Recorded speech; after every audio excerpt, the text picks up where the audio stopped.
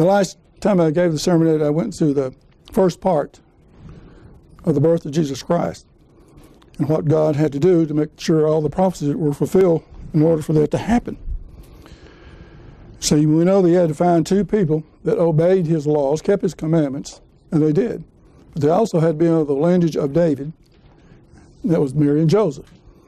Then he had to move the Roman Empire to come up with a new office called with the census in order to get them to Bethlehem, because that's where Joseph was from, and that's where you had to go back to take the census and taxes.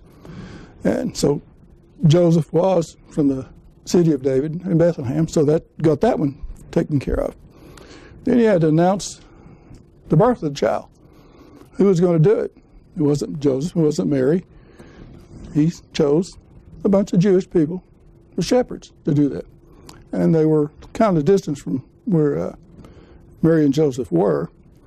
The only thing the angel told them, you'll just find the babe in a manger wrapped in certain clothing. That's all they knew. So they had to travel to Bethlehem and ask people where in the world this was at. And once they found it, that even encouraged Mary, because they didn't know these men. Here was these shepherds showing up at the birth. How'd they know that was going to be a birth there? They never told no one. And there they stood. And so that encouraged the shepherds. What did they do next? They announced what they saw. They announced the Son of God being born. So God got it out that way. He solved several problems. It just didn't happen overnight, you know. These problems were there, and he made sure it was all solved. That people would know that the Savior was born in Bethlehem. To make sure the world would know this was coming. So that really sparked the shepherds when they saw this. An angel, so what the angel told them was, yeah, this is true. This is true. Now, what would you have done if an angel had appeared to you that way? I'd probably drop dead. But they didn't. So they found that. So in Luke, the 2nd chapter, verse 16 through 18, it says, they came with haste and found Mary and Joseph and the babe lying in a manger, just as the angel said. And when they had seen it, they made known abroad the sayings which was told them concerning the angel and all they had heard, and wondered at those things which they were told to them by the shepherds. Now, it's not over yet. God wasn't finished yet. He had to make some more announcements here that this happened. This really happened. But how was God going to do this? How was he going to make the announcement to the 10 lost tribes? You know, how was he going to do that? They weren't there. Remember, they were taken captive. They were gone. So how was he going to witness to these people, to the nobles, to the dignitaries and the higher-ups of the 10 lost tribes? No one knew where they were. But the answer comes from this. It comes from the word magi. Magi. And Matthew is the only gospel writer who records this story. Who were these magi people? Where did they come from?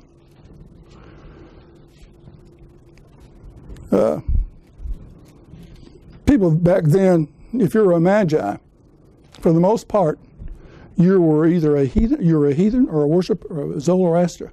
That's what you were.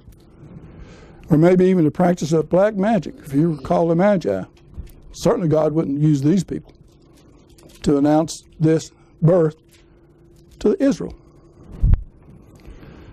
Believe it or not, the Bible does talk about magi and magicians in two different ways. If you turn over to Jeremiah, the 39th chapter, I'm going to read all of it. In verses 3 and 13, you'll notice one word down there. I'm not sure if it's pronounced, it's R-A-H/M-A-G.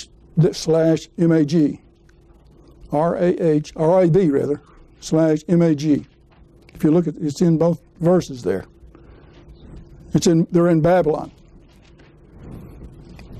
These men that you read there, you see that name there, R-A-B, it means chief magi. That's what it really means, chief priest, chief magi. But these men were pagan priests. They were physicians. They were learned men in the company of the Babylonians. From these priests, Magi descended a long line of evil and perverted priests and sorcerers. So the Bible shows that Magi sometimes means priests of paganism. So who were these Magi people? Well, from the classical history, from ancient Greek dictionaries, and all the Bible agree there is another kind of magician or a Magi. Daniel, the 2nd chapter, verse 48. In this chapter, Daniel was telling the king of his dream, and he was rewarding Daniel with interpreting his dream and telling Nebuchadnezzar what he was dreaming. And it says, then the king made Daniel a great man. He gave him many gifts, great gifts, and made him ruler over all the whole province of Babylon, and the chief of the governors, ruler over the wise men of Babylon. The word wise men there is Magi. Magi. So Daniel taught and set the example of God's way to those who he ruled. What else would he have done? Through Daniel's teaching, the Magi, or the priest of the pagan world, came into contact with Bible prophecies about Jesus Christ. But who were these Magi? And where did they come from? To worship the King of Kings. Who were they? Matthew knew who they were. He said they went back to their own country. Well, how did he know what country that is if he didn't know where they came from? Well, he knew, but he just didn't say what country it was. He had to know where they have come from. He's not trying to hide their identity by saying from the East or Eastern Magi. He is telling us where they came from. But where is the East? Where is the East? That's the question. Now, there is a little misunderstanding there in Psalm 72 and Isaiah 60. I'm not going to read it, but there is a misunderstanding of Psalm 72, 10 through 11, and Isaiah 60, verse 6. Many commentators think the East means Arabia, but not according to the Bible. It is either called Arabia or it's called the South, never the East. So again, who were these Magi, and where in the world is the East, and where did they come from? What about India? Did they come from India? Well, no. The king of India, at that point in time, in the first years of the Christian era, he sent emissaries to there to find out if this prophecy was true or not. So if these people were from India, they would report back to the king and told him so. But he didn't. He sent people there to find out what all it's all about. So if they had been from India, these people would have told him so. Egypt, no. Egypt is never referred to as the East in the Bible. In other countries, such as Persia, the Persians simply, they despised dreams and they despised astronomy. These priests were priests of a false savior, Zoroaster, not from Babylon or East or the Euphrates River. Now, who in the world are these people? Who are they? Well, that's a good question.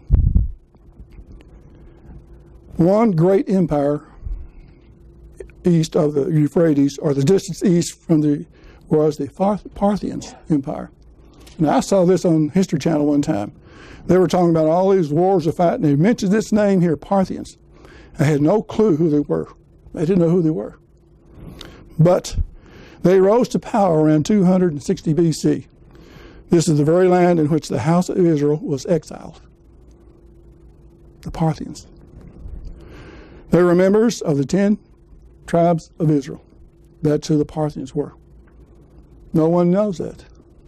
You never hear this stuff on his Christmas stories today. You don't hear any of this stuff. But that's who they were. There were not 3, but how many do you think they were? 12. 12 of them went to see the King of Kings. Not three wise men.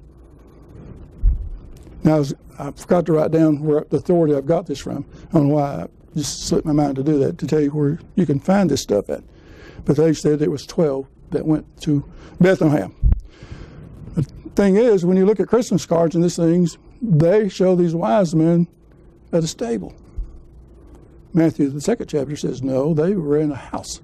And probably Christ was about 2 years old by the time they got there, not a little baby. In Numbers 24, chapter verse 17, this is what Moses writes. He says, there shall come a star out of Jacob. Who's Jacob? Israel. And the scepter shall rise out of Israel. We know the scepter never left Judah. So now we can have it understand why Matthew mentions Magi. But this is what Jesus Christ said, folks. And you never hear this. This is what he said himself in Matthew the 15th chapter, verse 24. I am sent unto the lost sheep of the house of Israel. That's who he said he was sent to. But he never went. The furthest he went, I've read about, and stuff I've studied, he traveled probably 50 miles from his hometown in Nazareth. That's it. He never made it to the house of Israel. But he says this who he is sent to. So now what happened? He didn't go to them. They came to him. That's what happened. All 12 of them, the tribe, came to him for that birth of Jesus Christ. But how does God witness to the whole nation of Israel? Now, this is really where it gets interesting. Matthew, the 2nd chapter, verse 3. Now, Herod heard about these wise men coming there. Matthew, the 2nd chapter, verse 3. It says, and when Herod the king had heard all these things about the Magi coming, he was troubled, and all of Jerusalem with him. So prophecy is being fulfilled. Verse 4. And when he had gathered all the chief priests and the scribes of the people together and demanded of them where the Christ should be born. Now understand what you're reading here now. Okay? Verse 5. And they said unto him, who said this to them?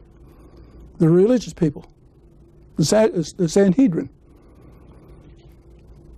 said to him, in Bethlehem, in Judea. They told him the truth, didn't they not? Absolutely told him so. Everybody knew what was happening. Jerusalem knew what was happening. The nation of Judah was knowing what was going on here. The scribes and the Pharisees weren't lying this time.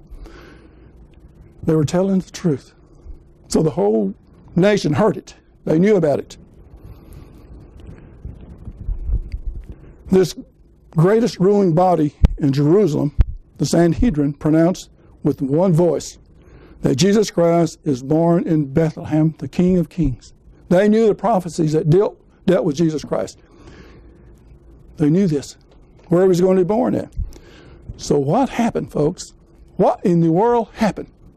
Just a generation later, maybe some of them have died out, been replaced. The same people who announced the birth of the King of Kings killed him. How does that happen? How in the world does that happen? But it happened. They knew. That's what Nicodemus said. We know who you are. But they killed him anyhow. They announced his birth. You never hear this tonight or tomorrow in Christmas service. They don't tell you the truth because they don't know the truth. But you've heard it now. Jesus Christ, God made it sure that everybody knew who he was, especially the nation of Israel. Like I said, he didn't go to them. They came to him. Those lying, backstabbing, hypocritical Pharisees and Sanhedrin announced it. That's who it was. And just a generation later, they killed him.